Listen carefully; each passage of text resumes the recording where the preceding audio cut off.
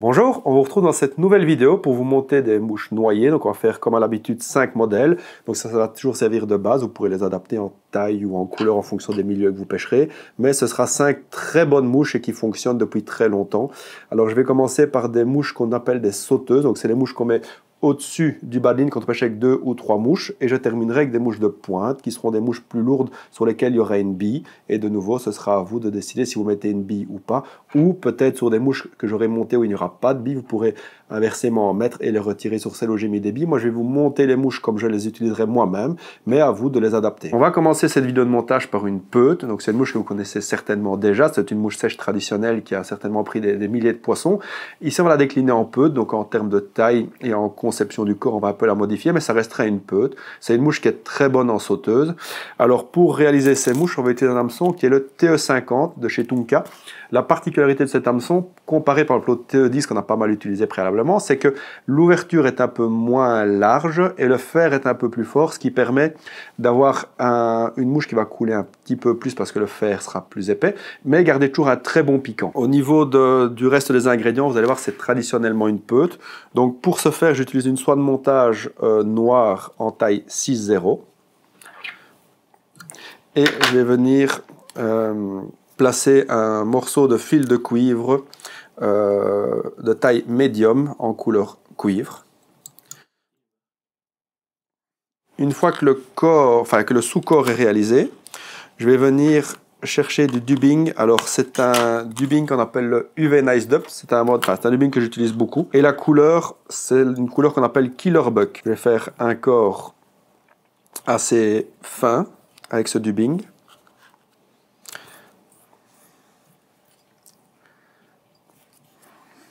Voici.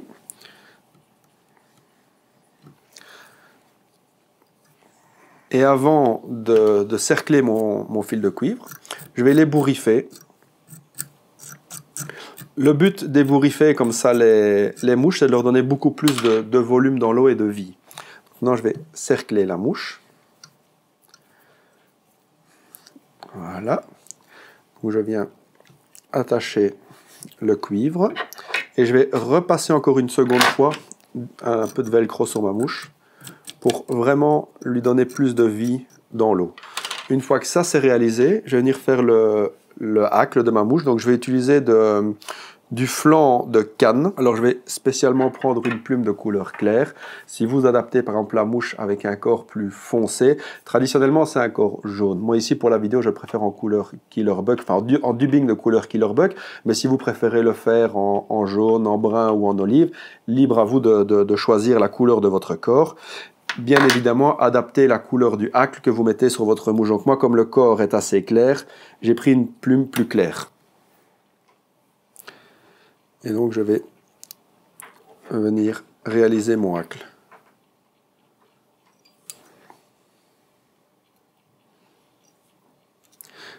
J'ai spécialement pris une plume plus ou moins longue pour permettre au hacle de dépasser à peu près d'1,5 centimètre la longueur de la taille de l'ambre de l'hameçon pour avoir quelque chose d'un peu vivant dans l'eau.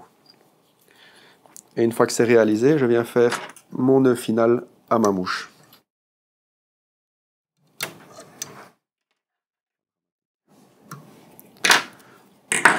Comme vous le voyez, c'est une mouche de conception très simple, mais qui est très efficace. C'est une mouche qui se pêche juste sous la pellicule et en général en sauteuse. Le second modèle de mouche qu'on va monter, c'est ce qu'on appelle une orange partridge. Donc de nouveau, c'est une mouche extrêmement traditionnelle. Vraiment, historiquement, c'est une des très vieilles mouches noyées, mais qui, à l'heure d'aujourd'hui, prend encore beaucoup de poissons.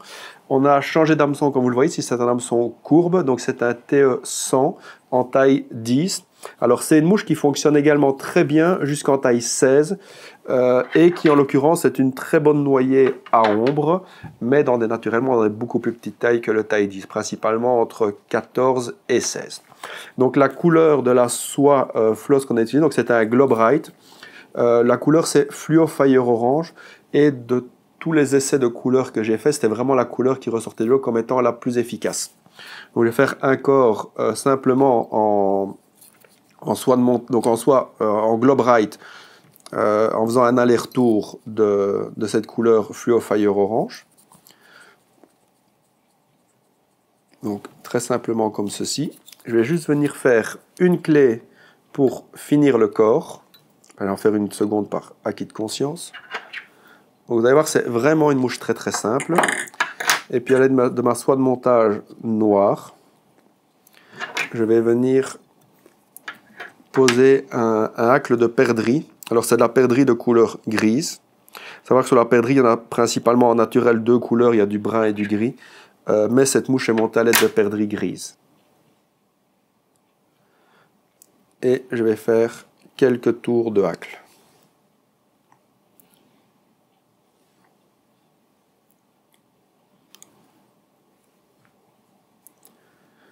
Voici. Et je viens couper l'excédent de ma plume. Voici. Et je vais réaliser mon nœud final.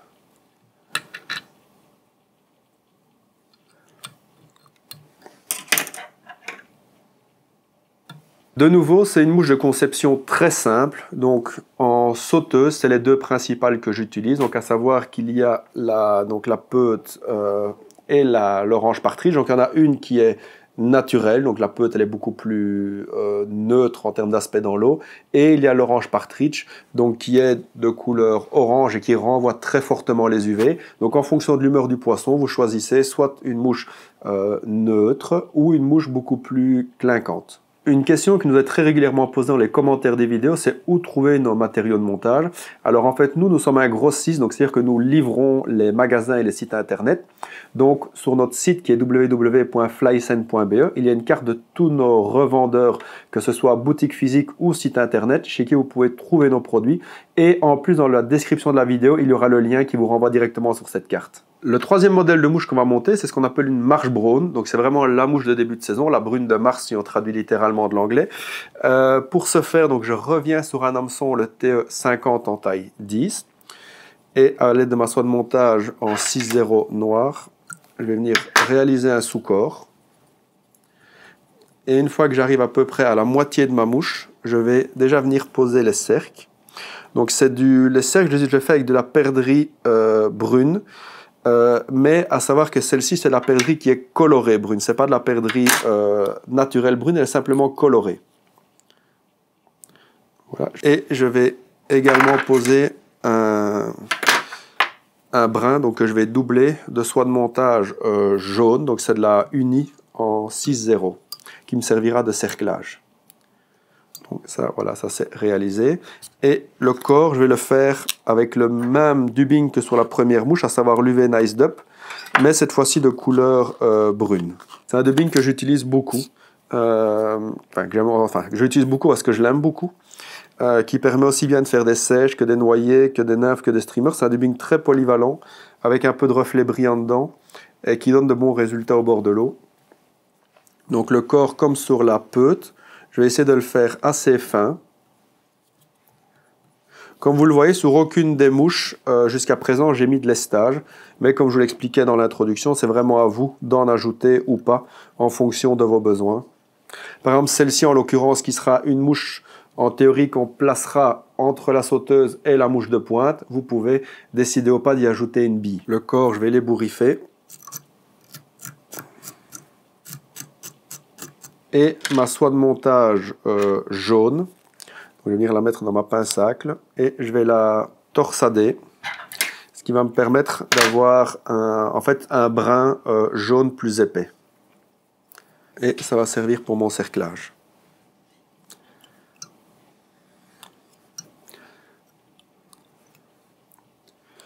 Donc, comme vous le voyez, la couleur jaune vient s'ajouter au dubbing. Elle ne se voit pas fortement, mais elle se voit suffisamment que pour avoir un aspect d'un cerclage d'une nymphe de mouche qui émerge. Et je vais de nouveau ébouriffer mon corps. C'est vraiment une des choses très importantes sur les noyés, c'est de leur donner le plus de vie possible, parce qu'en fait, il faut imaginer que le poisson se situe dans le fond en début de saison parce que l'eau est froide, et qu'il voit des mouches passer au-dessus, donc en fonction de la hauteur d'eau, bien évidemment, plus ou moins haut, mais ça doit déclencher le poisson, ça doit lui donner l'idée de monter chercher la mouche, mais la plupart du temps, en début de saison, dans des eaux froides, si la mouche n'a pas un aspect volumineux suffisamment important que pour la faire décoller, elle la laissera passer, la gardera, mais elle laissera passer. Donc le fait d'avoir vraiment de la vie dans des mouches noyées, c'est très important. Je vais maintenant réaliser mon hacle, donc toujours avec la même plume de perdrix brune que pour les cerques. Je vais venir faire un hacle, et comme sur les noyés précédents, avec des plumes un peu plus longues que ce qu'on utiliserait normalement pour dépasser légèrement de la courbure de l'hameçon.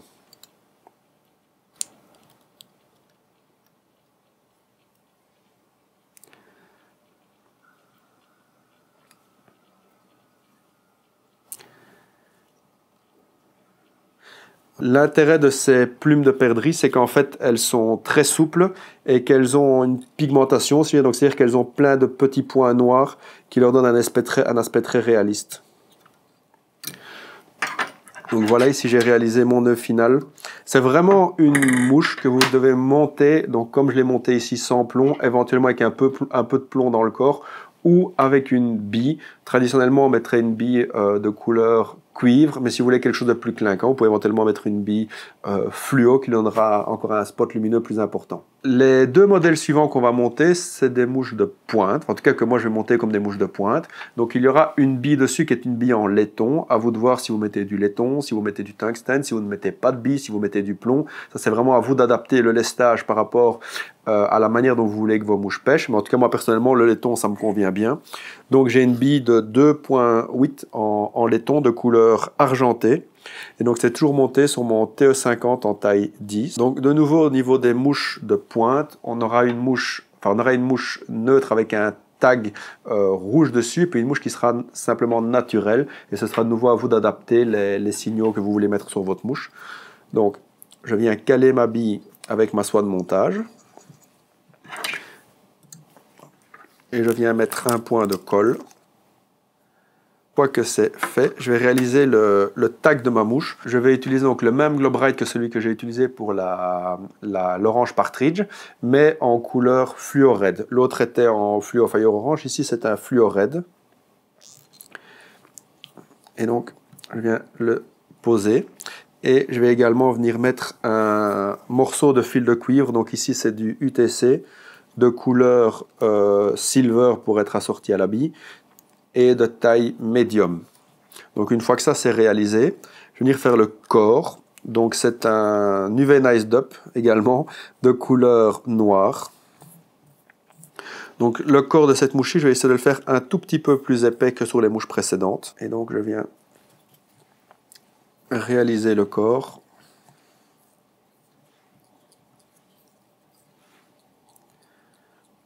Et je vais laisser un tout petit espace entre le fin du corps et la bille.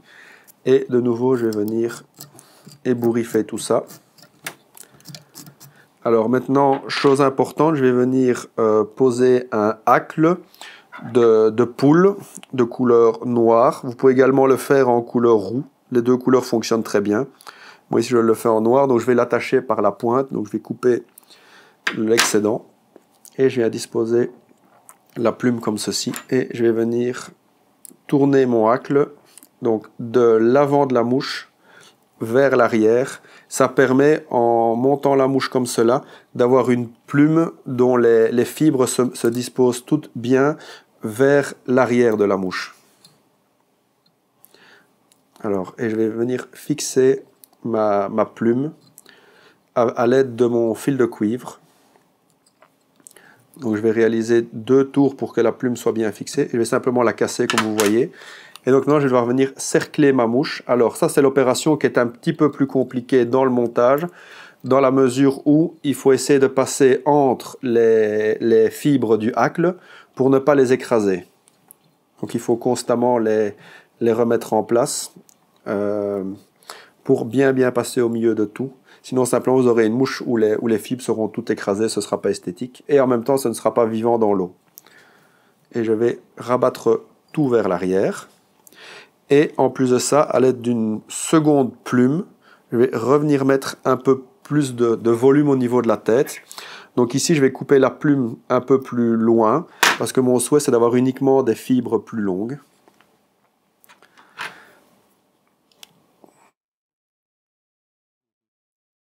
Et de nouveau, je vais tourner ma plume C'est très important de les attacher sur ce genre de mouche par la tête pour que vraiment, il faut comprendre que la plume, du coup, elle se mettra beaucoup mieux, elle sera beaucoup plus facile à monter en la mettant par la tête plutôt que par la partie basse de la plume. Et comme vous le voyez, l'avantage, c'est qu'aussi la plume se met vraiment bien vers l'arrière. Et je viens réaliser mon nœud final.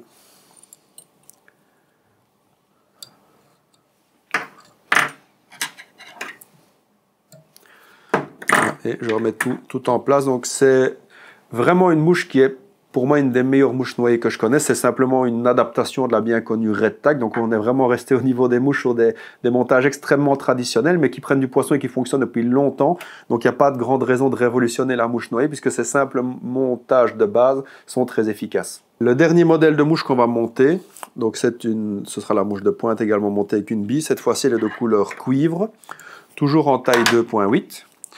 Et je vais venir poser un point de colle pour la fixer.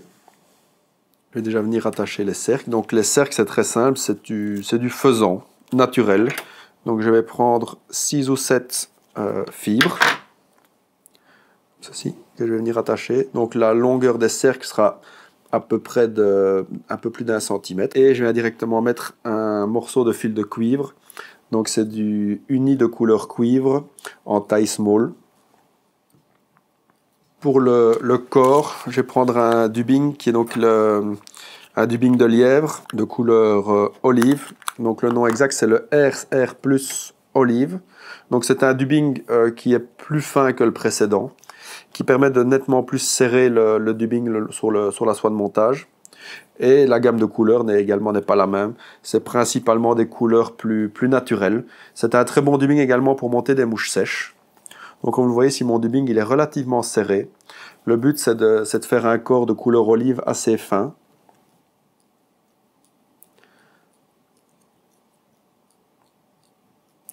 Alors il est réalisé, il est assez conique, donc je vais venir réaliser le cerclage avec mon fil de cuivre.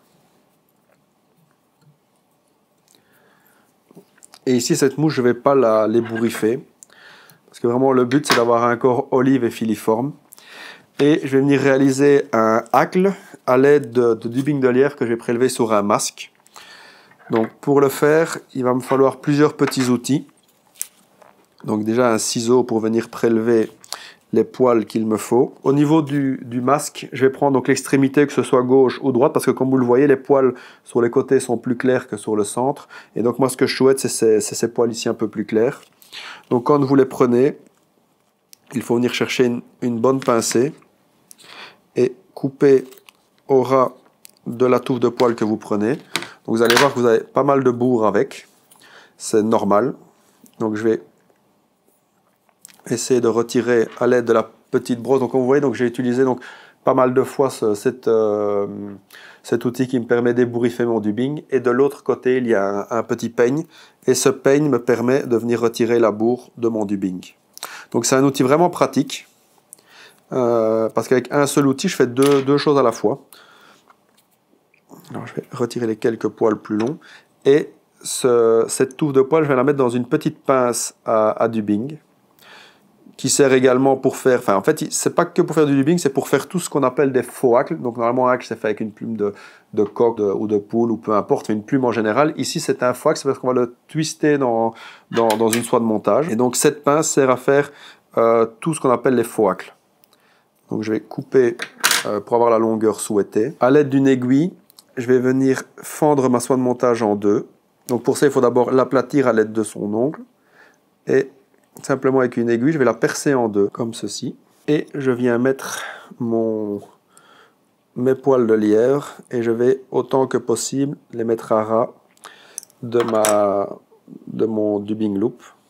Et je vais faire tourner la soie de montage sur elle-même.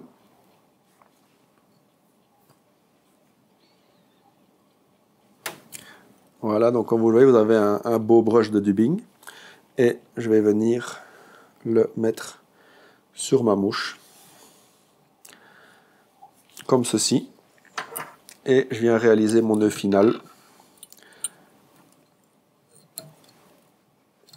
Voilà, donc c'est une mouche un peu plus compliquée que les précédentes, un peu moins connue. Maintenant, c'est une très très bonne mouche de pointe. Et ce qui est très important sur cette mouche, c'est d'adapter la couleur du corps aux insectes qui éclosent. Par exemple, si vous êtes en période d'éclosion de mouches de mai, si vous avez des rivières qui sont propices à l'éclosion de mouches de mai, par exemple, vous pouvez adapter le corps avec un couleur jaune pâle ou crème en fonction de la couleur exacte de vos mouches de mai. Et c'est vraiment une mouche de pointe qui est très très efficace. Eh bien voilà, notre vidéo sur les mouches noyées touche à sa fin. On espère qu'elle vous a plu.